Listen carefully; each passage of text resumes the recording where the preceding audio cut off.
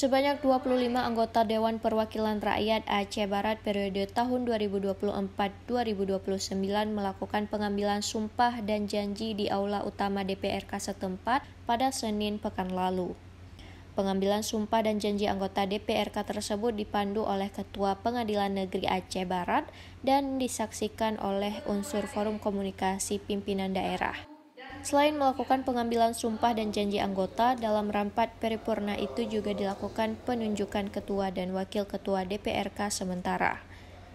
Penunjukan jabatan ketua dan wakil ketua DPRK Aceh Barat sementara ditetapkan berdasarkan pada partai politik pemilik kursi terbanyak 1 dan 2, di mana jabatan ketua DPRK sementara diemban oleh Nasruddin dari Partai Amanat Nasional dan jabatan wakil ketua DPRK sementara diemban oleh Azwir dari Partai Aceh.